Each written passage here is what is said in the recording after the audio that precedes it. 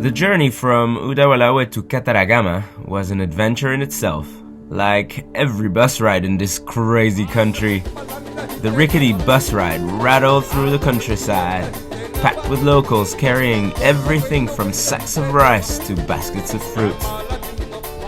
A lively mix of Sinhala and Tamil music blared from the speakers, blending with the rhythmic hum of the engine and the occasional shout of a street vendor hopping on to sell snacks. Outside, the landscape slowly shifted. Rolling hills gave way to open plains, and the unmistakable heat of the south settled in. Kataragama was my gateway to Yala National Park, one of Sri Lanka's most famous wildlife reserves and home to its most elusive predator, the Sri Lankan leopard.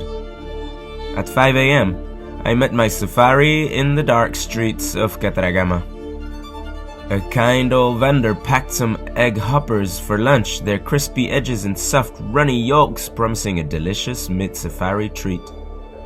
At dawn, we rumbled into Yala National Park, a land of scrub forests, dry grasslands, rocky outcrops, and hidden waterholes. The landscape felt wilder, more untamed than Udawalawe. Within minutes of entering the park, we spotted crocodiles, some lying motionless on riverbanks, their mouths agape, while others glided silently through the water, their eyes barely breaking the surface.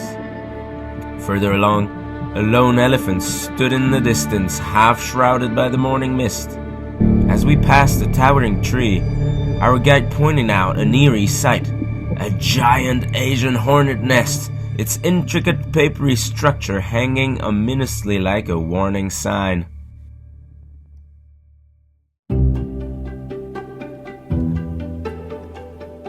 A troop of grey langurs leaped between tree branches, their long tails swaying behind them, while others sat on a giant boulder, surveying the land like ancient sages. As we drove through, we spotted some deer, grazing nervously, always on high alert. A herd of water buffaloes lazed in a muddy pool, the younger calves sticking close to their mothers. Nearby, a monitor lizard sprawled on a sun-warmed rock, its eyes half closed in a blissful nap. We had just passed a sambar deer, grazing quietly, when we turned a corner and encountered a traffic jam of jeeps. The moment we had all been waiting for, the first sign of a leopard. Our guide suddenly motioned for silence, pointing towards a dense bush, where a golden figure lay hidden in the shadows. Through the leaves I caught a glimpse, sleek, muscular, with piercing eyes, watching us intently.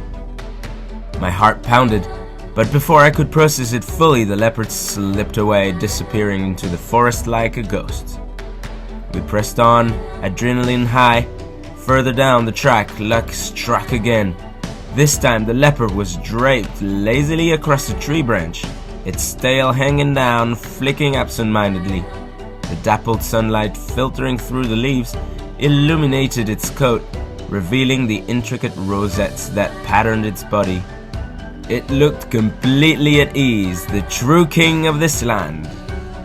And then, the final, unforgettable moment.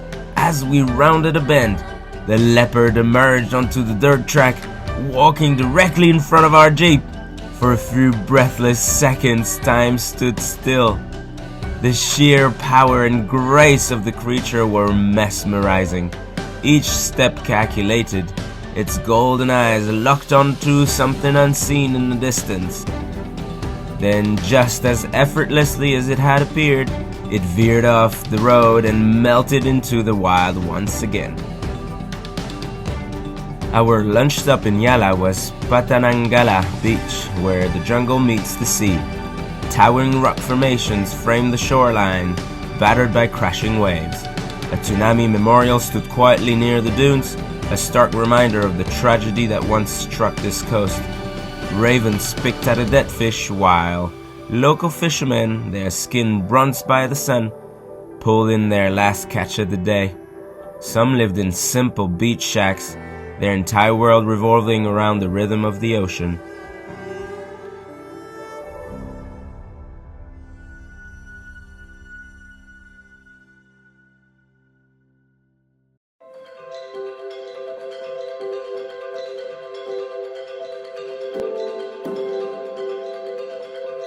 As the jeeps moved on, the park continued to surprise us.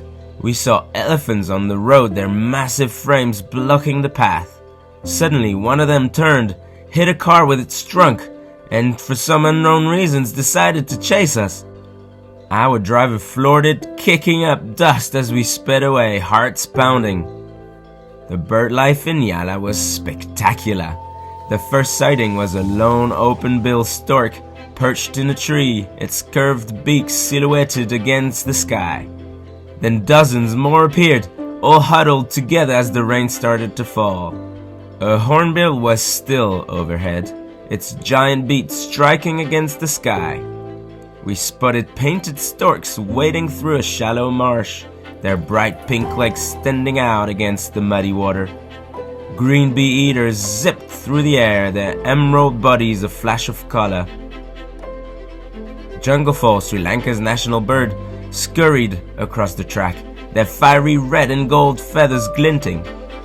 Peacocks fanned out their brilliant tails, while wild ducks paddled in hidden waterholes. A spoonbill swept its beak side to side in search of food. The kingfishers stole the show, one black and white with an orange head, another striking blue and black beauty, both darting like arrows over the water.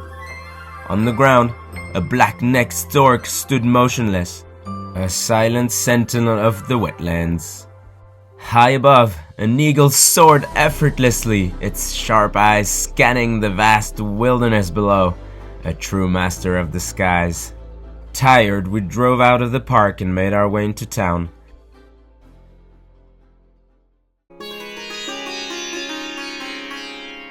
Kataragama is no ordinary town. It's one of Sri Lanka's most sacred pilgrimage sites, drawing devotees from all religions. As night fell in Kataragama, the air buzzed with an almost hypnotic energy.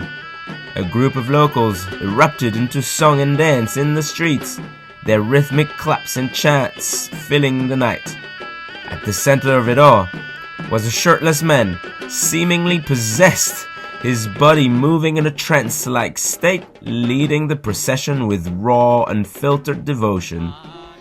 Beyond them, the golden banks of the Ganga River shimmered under the soft glow of temple lights, adding to the sacred atmosphere. At the Kiri Vihara temple, a sea of devotees dressed in white gathered beneath the towering white stupa, their hands clasped in prayer as they sang in unison. Some quietly placed delicate flower offerings at the base, their petals a stark contrast against the cool stone, a silent yet powerful act of faith. From the sacred rituals of Kataragama to the untamed wilderness of Yala, this corner of Sri Lanka had left me spellbound.